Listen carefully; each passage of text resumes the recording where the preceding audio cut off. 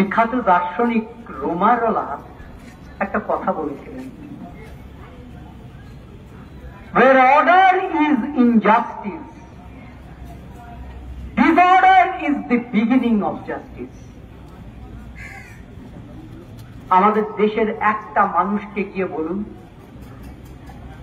Supreme কোর্টের এই রায়টা কি, এই অর্ডারটা কি, জাস্টিস না ইনজাস্টিস? আমি অন্তত পক্ষে যত শিক্ষক অধ্যাপক আমার পরিচিত বন্ধু তাদের জিজ্ঞেস করেছি, একজনও বলেনি এই অর্ডারটা জাস্টিস। তাহলে এটা কি? তাহলে এই অর্ডারটা ইনজাস্টিস। ইতিহাসের শিক্ষা কি? অর্ডার যদি ইনজাস্টিস হয়, অর্ডার ইজ ইনজাস্টিস, তাহলে জাস্টিসটা হচ্ছে বিগিনিং অফ ডিসঅর্ডার। তোমরা যে আজকে রাস্তায় বিকাশ ভবনের সামনে এসে বসেছ, কেউ যদি এটাকে ডিসঅর্ডার বলে বলে, আমি বলবো এটাই তো হওয়া উচিত। এখন এটাই অর্ডার, এখন এটাই জাস্টিস। তাই কারণ সুপ্রিম কোর্টের অর্ডারটাই তো ইনজাস্টিস, তাই ডিসঅর্ডারটাই জাস্টিস, জাস্টিসের শুরু। একটা কথা আমি আপনাদের বলে রাখি, সংখ্যায় আপনারা কতজন আছেন বা এখানে আমরা যখন বলছি আমরা সংখ্যায় কতজন আছি, এটা মোটেই বড় কথা নয়। সংখ্যা দিয়ে কোনদিন সত্য মিথ্যা যাচাই হয় না, বিচার হয় না। আপনারা যদি মনে করেন বা শাসকরাও যদি মনে করে ওদের ওখানে কতজন লোক আছে, তারা ভুলে যাচ্ছে এখানে যারা আসতে পারেনি, যারা ঘরে রয়েছে, যারা অন্য কাজে রয়েছে, এই সমাজের প্রতিটি মানুষ, শিক্ষক অধ্যাপক, শিক্ষাপ্রেমী সাধারণ নাগরিক, তাদের যদি বিবেক থাকে, তাদের যদি মনুষ্যত্ববোধ থাকে, তাহলে তারা সকলেই তোমাদের এই আন্দোলনের সাথে আছে। আমি এটা বিশ্বাস করি আছে। হয়তো তারা আসতে পারছে না, কিন্তু তারা আছে। সুতরাং সংখ্যা দিয়ে ভয় পাওয়ার কিছু নেই। কেউ কেউ জ্ঞান দিতে শুরু করেছেন যে বিকাশ ভবনের সামনে বসে থাকলে কি চাকরি হবে? এমনি এমনি তো তারা এসে চাকরির জন্য এখানে বসেনি। সমস্ত রকম যোগ্যতা এবং পরীক্ষার ভিত্তিতে একজন যোগ্য শিক্ষক হিসেবে যখন সে বিদ্যালয়ে প্রথম দিন শিক্ষক হিসেবে ঢুকছিল, তার মানসিক অবস্থাটা আমরা বুঝি, আমরা জানি। আপনারাও নিশ্চয়ই আপনাদের জীবনে প্রত্যক্ষ করেছেন। আর যেদিন ক্লাস করতে করতেই আপনি শুনলেন দেশের সুপ্রিম কোর্ট রায় দিয়ে দিল, কে যোগ্য কে অযোগ্য দেখার দরকার নেই, 2016 এসএলএসটি সম্পূর্ণ প্যানেল বাতিল। যে শিক্ষক ছাত্রছাত্রীদের সামনে শ্রেণী শিক্ষণে ব্যস্ত ছিল, যে মুহূর্তে তার কানে গেল, যে মুহূর্তে সে চোখের সামনে দেখছে একটা অন্ধকার, গোটা ভবিষ্যৎটা অন্ধকার করে অন্ধকারের দিকে তাকে ঠেলে দেওয়া হলো, তখন তার থেকে আপনি অর্ডার চান, তার থেকে আপনি কি মনে করেন যে সে মাথা নিচু করে এটা মেনে নেবে? কোন সভ্য দেশে, কোন সভ্য সমাজে এ জিনিস ঘটতে পারে না, এটা হতে দেওয়া যায় না। আপনারা যে আন্দোলন করছেন সেই আন্দোলনে শুধু আমরা সংহতি জানাচ্ছি না, আমরা মনে করি আমরা এই আন্দোলনে আপনাদের পাশে আছি যতক্ষণ না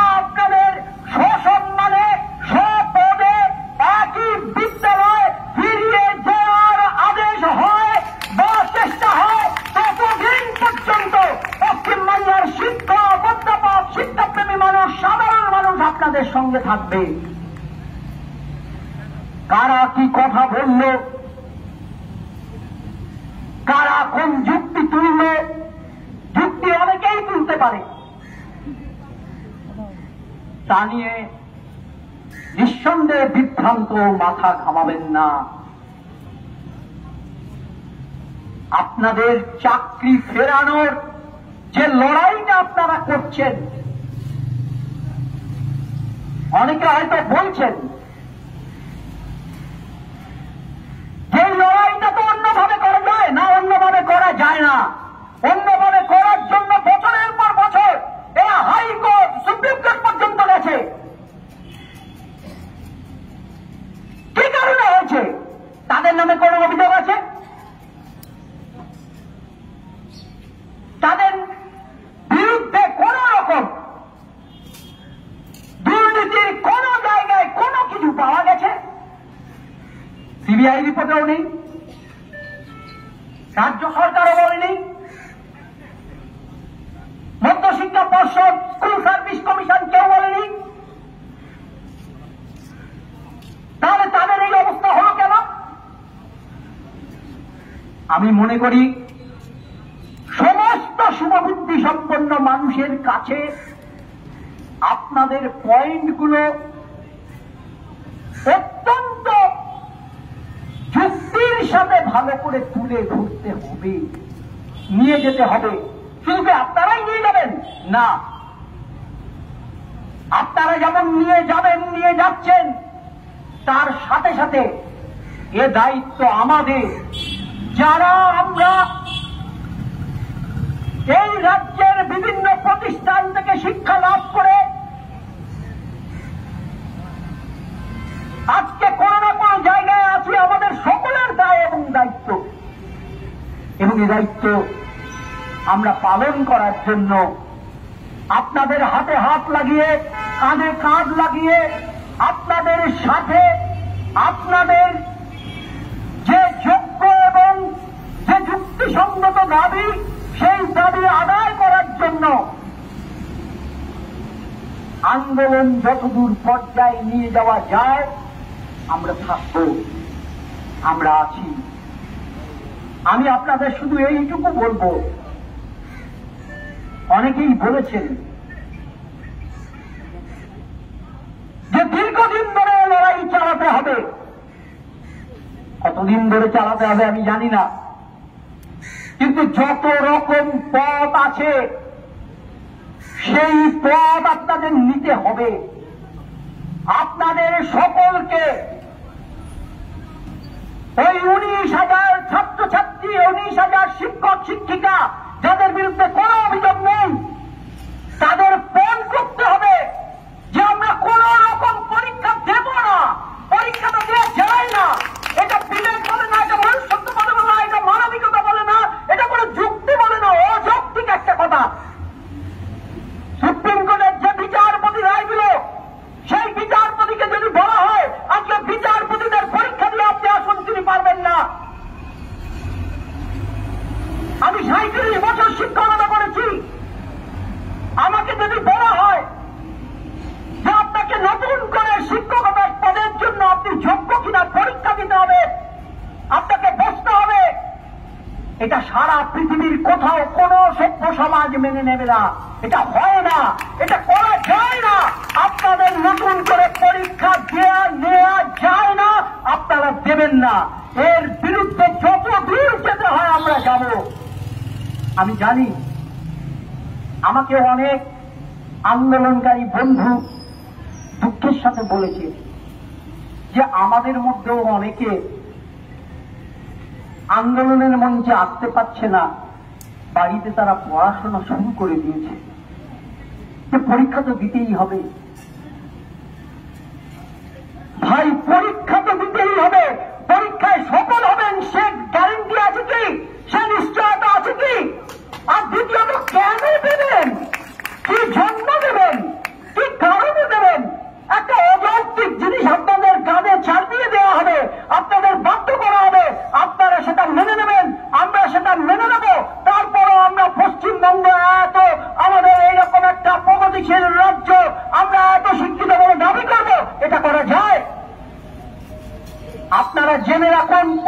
বাংলার শিক্ষিত সমাজ কিন্তু আপনাদের সাথে আছে। যারা আপনাদের বিরুদ্ধে বলছে,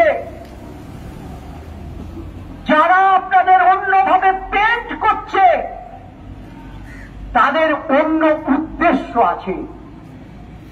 যদি কেউ প্রকৃত শিক্ষার পরিস্থিতিটা বোঝে, তাহলে এটা বুঝবে আপনাদের এই আন্দোলনটা আপনাদের চাকরি ফিরিয়ে দেওয়ার আন্দোলন তো বটেই নয়, আমি একদম বলবো না। আপনারা চাকরি ফিরিয়ে নেওয়ার জন্য এখানে বসে আছেন, আন্দোলন করছেন, কিন্তু এরই সাথে সাথে আপনাদের ফিরিয়ে দেওয়ার জন্যই একমাত্র পশ্চিমবাংলার সরকারি শিক্ষা ব্যবস্থা খানিকটা বাঁচতে পারে। গোটা পশ্চিমবাংলার শিক্ষা ব্যবস্থাকে রক্ষা করতে গেলে আপনাদের এই ফিরিয়ে দেওয়ার আন্দোলনটাকে জয়ের দিকে নিয়ে যেতে হবে। এইটা আমার বক্তব্য। আমরা জানি কেন্দ্রীয় সরকার, রাজ্য সরকার, সব সরকার ধীরে ধীরে শিক্ষাকে ধ্বংসের দিকে নিয়ে যাচ্ছে। নিয়ে যেতে চাইলেই কি আমরা দেব? আমরা চাই তার বিরুদ্ধে আন্দোলন গড়ে উঠুক। আর সেই আন্দোলনের প্রাথমিক একটা ধাপ হচ্ছে আপনাদের এই আন্দোলনে জেতার দরকার। আর এই জেতার জন্য যা যা করতে হবে মাথা ঠান্ডা রেখেই করতে হবে। আমাদের বিভিন্ন শিক্ষক, অধ্যাপক, শিক্ষাপ্রেমী সাধারণ মানুষের কাছে আপনাদের যুক্তি, আপনাদের বার্তা তুলে ধরতে হবে। আপনাদের বিষয়গুলো সকলের কাছে জানাতে হবে, সকলকে ইনভলভ করতে হবে। আমি ভাই আমার দিক থেকে আপনাদের একটা অনুরোধ করে যাব। আমি জানি আপনারা অত্যন্ত ব্যস্ত, নানান বিষয় নিয়ে অত্যন্ত উদ্বিগ্নকর অবস্থার মধ্য দিয়ে আপনাদের চলছে। আপনাদের পরিবারের ভবিষ্যৎ, আপনাদের সন্তানদের ভবিষ্যৎ, কারণ বৃদ্ধ বাবা মা, তাদের অসুখ বিসুখ, ওষুধপত্র, কেউ কেউ চাকরি পাওয়ার পর বাড়ি করেছেন, লোন, ইএমআই, এই সমস্ত বিষয় আপনাদের ঘাড়ে চেপে আছে। আর কয়েকটা মাস, 6 মাস পরে আপনাদের বেতন আর ঢুকবে না, কি করে চলবে? অনেক ভাবনা আছে। এটা ঠিক। প্রভু, আপনারা তো শিক্ষক, আপনারা তো শিক্ষার সাথে আছেন। আমি আপনাদের অনুরোধ করব, আপনারা ব্যাপকভাবে নিজেরা চিঠি লিখুন, ছাপুক না ছাপুক সমস্ত সংবাদপত্রে লিখুন। নানান ধরনের, বহু ধরনের পত্রিকা আছে, কালচারাল ম্যাগাজিন আছে, সেখানে আপনাদের বিষয়গুলো লিখুন। কেউ মনে করবেন না এটা ছোট পত্রিকা, ওটা বড় পত্রিকা, ওটাতে আর কজন পড়ে না। আপনার ওই লেখাটা যদি 5 জনে পড়ে, 5 জনে যদি তার চিন্তা, তার মনটা, তার ভাবনাটাকে ঘুরিয়ে দেয়, তাহলেও সেটা আন্দোলনের পক্ষে একটা সদর্থক ভাব। আমি আশা করব আপনারা 25,000-এর ওপর আনটেন্টেড টিচার আছেন, আপনারা প্রত্যেকে আপনাদের মনের ভাব ভাষা লিখে পাঠান। গোটা পশ্চিমবঙ্গ জুড়ে একটা ওয়েব উঠুক, সমস্ত পত্র পত্রিকা যেখানে খোলা হবে আপনাদের লেখা আসুক, পশ্চিমবাংলার সাধারণ মানুষ পড়ুক, শিক্ষকরা পড়ুক, অধ্যাপকরা পড়ুক। আমিও আপনাদের কথা দিচ্ছি, আমরা যারা যতটুকু আমাদের পেরিফেরি আছে, আপনাদের কথা যাতে পত্র পত্রিকায় লেখা হয় তার জন্য আমরা তাদের অনুরোধ করব। গোটা পশ্চিমবাংলা একটা নতুন আন্দোলন দেখবে। সে আন্দোলনটা কোন রাজনৈতিক আন্দোলন নয়, কোন রাজনৈতিক নেতাদের অঙ্গুলি হেঙ্গলে আন্দোলন নয়। এই আন্দোলন একদল মানুষ তাদের জীবন জীবিকার প্রয়োজনে সর্বস্ব দিয়ে আন্দোলনটা গড়ে তুলছে, এবং এমন আন্দোলন গড়ে তুলছে যেখানে অন্য মানুষ আসতে বাধ্য হচ্ছে। যার স্বার্থ, যার উদ্দেশ্য যাই থাকে, আপনারা দৃঢ়, আপনারা মাথা তুলে, আপনারা ঠান্ডা মাথায় আপনারা সেগুলো বুঝে ট্যাকল করবেন। আপনাদের আন্দোলন জয়লাভ করবে, জয়লাভ করবে, জয়লাভ করবে। আমি এই